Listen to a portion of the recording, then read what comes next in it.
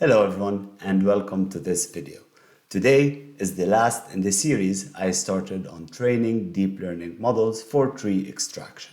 In today's video, we're gonna be seeing how we got from here, the imagery we're looking at, into a final output that looks like this, where we're gonna be seeing how we extracted the different trees, what model did we use, a variation of some of the models that we were able to extract from the training data we started with at the beginning of this series, and then some QA/QC.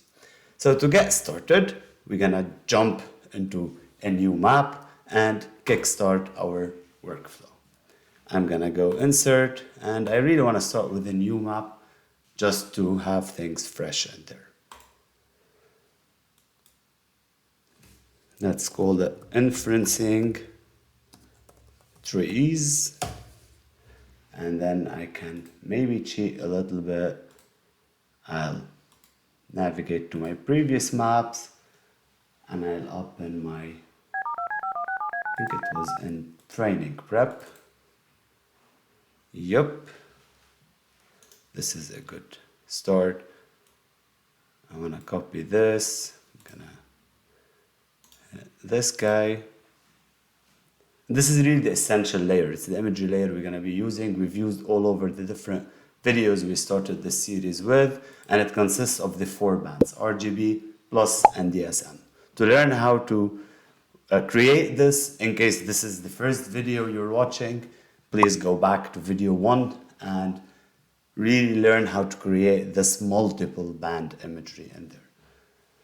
Now, I'm going to zoom in into an area, and I'm doing this precisely because I want to get some quick results, share it with you guys, and then inference the larger extent. Well, I've already done that workflow and we'll get into the details as we move forward. So I'm gonna go in here, and then in my analysis, gonna open my geoprocessing toolbox, and let's see. Classify pixels using deep learning. Again, an easy way is, if you don't see it, if you just type classify pixels, you're gonna see it out here. For the input raster, I've got my RGB.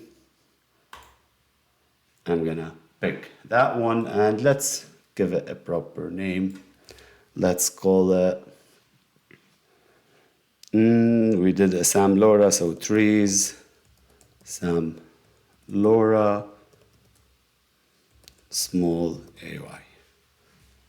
And then the model definition, which is the model we created in the last video. I'm gonna start there. I'm gonna navigate to my folders, which the easiest way is if I click here, yep, I see models.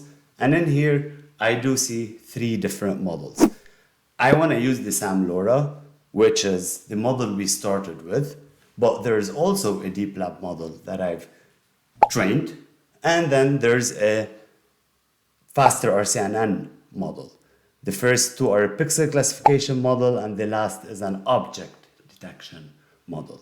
Now, both of these models I trained with exactly the same data that we exported in video 2, with a slight variation. When it comes to FasterRCNN, I changed the metadata of this model.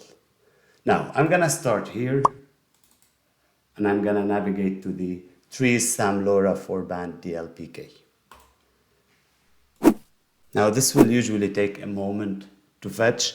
As it's doing so, it's good to really explain a bit of the training models that I mentioned, or the models that I trained, and what we did in there. So, as I trained the 3 different variations, with the SAMLoRA, I got a certain graph that was pretty good. I'm talking about validation loss graph. It was good, the dice factor was fine, but at the end, I didn't reach the full convergence I'm looking for, which ultimately I'd like the training and validation to get to a place where they're closer together. And that might reflect that I'll get some noise in what we've gonna inference. So we'll test these results a little bit more as we move forward. Now with this, what do I want to do here? It's a small area. I've got a GPU, so let's go for 32 should be fine though, maybe 16, bit safer. I want to test time augmentation for this, and that means that the model will flip the images a little bit, rotate them, look a little bit closer, a little bit outside of the image, so change the scales just a bit. It's a better way to extract all available information out there, so I'll have that into true. And then in the environments, I'm gonna go to a cell size of 0.05. I would also mention that yes, you can run this with 10 centimeter, and maybe with some trees it will work. It's worth running. I might do it in a further video and show some of the results. But for now, feel free if you want to test with that. It's certainly going to be a bit quicker to run. Now, the model we trained was 5 centimeters, so I'm going to go for that. And for the current display extent, I'm going to use this guy here just to get a quick results as we mentioned. And I'll hit run. Now this is going to take a moment to run. So again, let's use the time to continue talking. So I'll pull back the validation loss graph that I talked about. And now from the SAMLoRA, I'm going to move to the DeepLab1. And in the DeepLab, we can see that there is a closer gap in the convergence between the validation and the training loss. And that's something I'm looking for. So I'd expect this model to act a bit better. Now, also, it's worth mentioning that both models, the pixel classification models, took the same time to train. When we move to the FasterRCNN model, it's a little bit different. We can see some crossing. The model isn't doing that much well on the validation and training loss. And I can also see that maybe if I pull up the accuracy of that, it will make a little bit more sense. I'll put that on the screen. I can see that, yeah, the model can do better. It's either not enough training data or it's just needs a bit more information. Also, maybe worth mentioning that because it's an object detection model and because it's FasterRCNN, most of the pictures that it's been trained on is 3 bands, and we've given it 4 bands in a top view rather than an oblique one. So all of these might be factors. A bit more training data might lead to better model in a way or another. So just to keep that in mind, good point to point out. Now I can see this is still running. Usually once it kicks in, it should go pretty fast.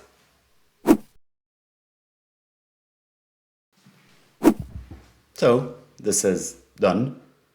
And we can see some not bad results. I'm pretty sure a bit of the extent on the right was picked up here. It's not bad. This is the noise I've mentioned, and I might want to avoid a bit of this if I do switch this on and off. I can see that, yeah, not bad results. So as I mentioned, I took the pleasure and I ran the models. I've done the pixel classification, which we've seen its parameters. I've started with SAMLoRA, and then I went to the DeepLab1. The only main variation between both, I'd say, the batch size, but that's just because I noticed the GPU was performing in a way that I thought I'll decrease accordingly. And then I went to the object detection with detect objects using deep learning at this point with the FasterRCNN. It's worth mentioning that that's not a pixel classification model. It's an object detection model, and I'm gonna get squares. And the results would look pretty similar to this on the pixel classification. So we can see SAMLoRA, an example here, and then moving to DeepLab, and then on the FasterRCNN, we can see the square. And we can already see this is a different extent. It's a bit of different data, and there's a bit of variation between these. So let's explore the data a bit more. I'm gonna go to my catalog.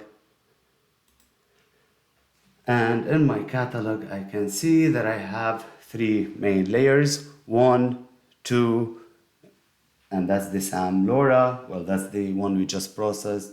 The SAMLoRA here, the DeepLab, and the FasterRCNN. So I'm gonna select these and just add to current map. And now we're looking at the full extent. So I'm gonna remove this guy out.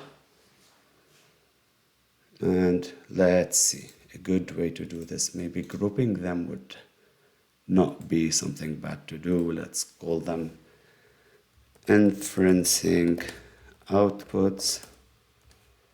And then let's work a bit on the symbology just to make them a bit more clear. So I'll go here, I right click it, that's a bit faster. And I'll do the same in here. And the last trick, I'm gonna go to group type and radio. And then you see that it filtered one. So that's what I mentioned about the FasterRCNN. The first one is here, and spoiler alert, that's where I started testing, and you can see the name of the project, but things change and I was exploring with different models. So we've seen an object detection might give us this raw output, which is good to get quick count. It's missing a bit of data. That's a tree, for instance, a bit here that are missing a bit here. So that's where I think a bit more training data or the rotation might make this model better. In a way, depends what output you want. Then the SAMLoRA, which we just tested, and I skipped the DeepLab for a moment, and I see pretty decent results, even on the larger scale where I've picked most of the trees. I can always click on this guy and let's see, raster layer swipe, and then look at this. So not bad. What I don't like is this noise, which, as we're gonna see, we can get rid of at later stage through different ways.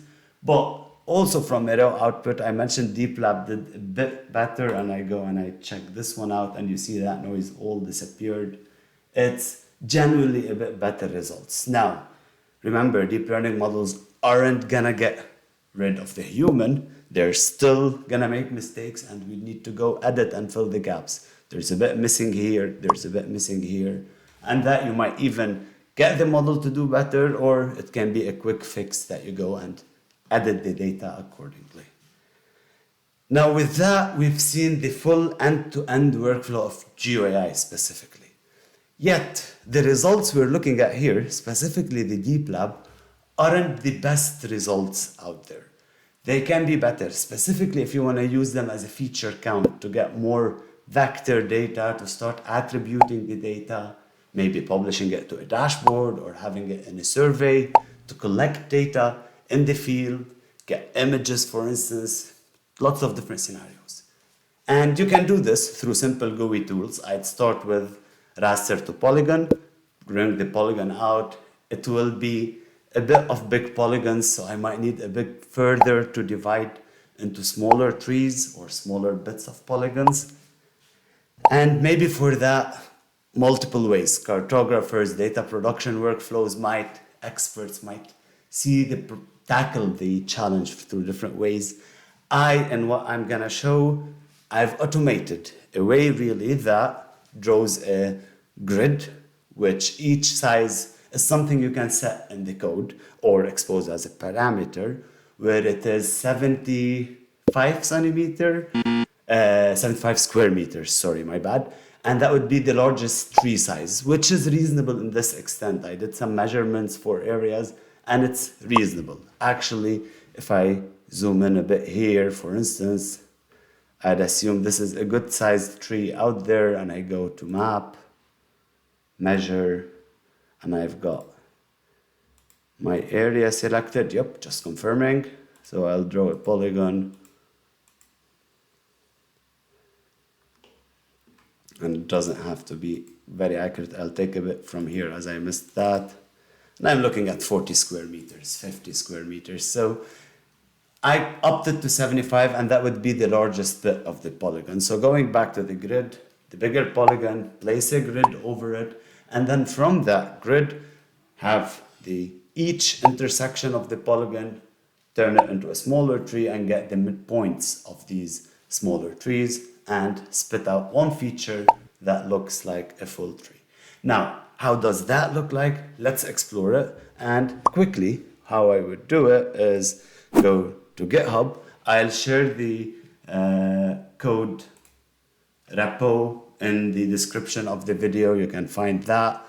So I have it in here. In case you get here, I'll go to source.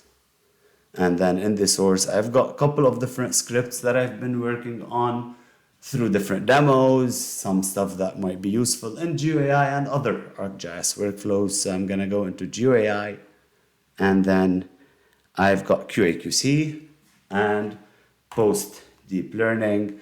And with post deep learning, all you need to do is click here and click the download button that you can see down here. So download your file.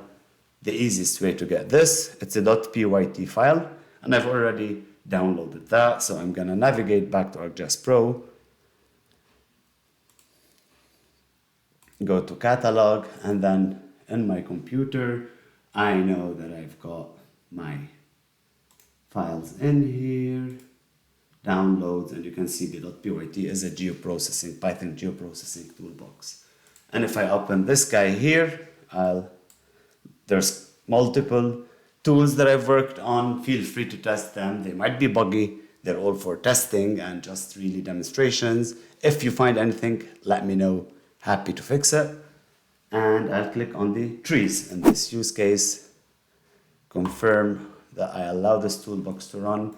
And I've designed it to be relatively simple. So it's going to take the output, which in this use case, let's say we're going to use the DeepLab. It needs to be an input raster. It should work with polygons also, but you need to edit the code, add a polygon input, and maybe skip raster to polygon if the input is not raster. I'm going to pick class. You can do value or class. And the moment you do that, you'll see a drop down, which we have one class. I have that just in case you have multiple classes. For instance, you might have different tree classes and you might want to edit the areas per tree. A lot of different combinations that can work out here. So I'm going to click on this guy. And then the output, let's call it trees DeepLab final. And hit run. Now, as you hit run, I highly advise to click view details and see a bit of the workflow, what's happening in there. And that is what the code is returning as it's going through it. So raster to polygon, filtering by trees, grabbing some useful information, deciding which polygons to keep or delete based on the per geometry, and then moving forward to creating the grid or the tessellation I mentioned before, working with some buffers. So a lot of logic that's been automated, and all of that really can be again done through geoprocessing tools in Pro, but this makes the process much quicker. It took 38 seconds to run everything, and we can already see the results out here.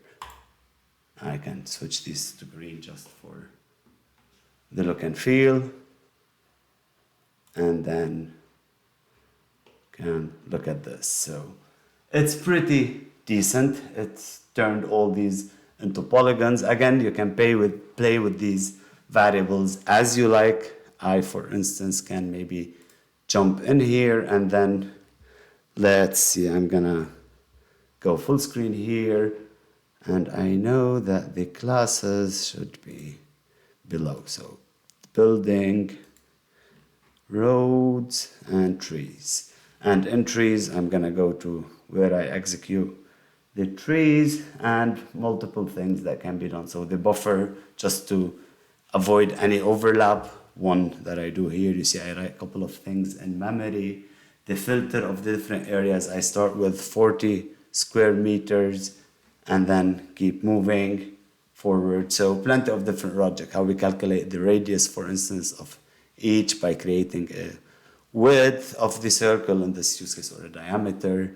You can also change what you want to filter. And I think this is really essential. So at the end of the workflow, you can say anything less than 10 square meters, I want to get rid of it. In my use case, I said 7.5.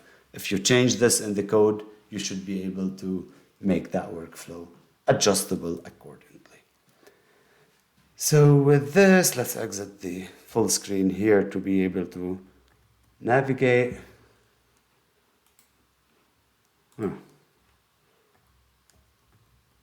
Perfect. And then back to ArcGIS Pro, switch this off. We've got our final results here.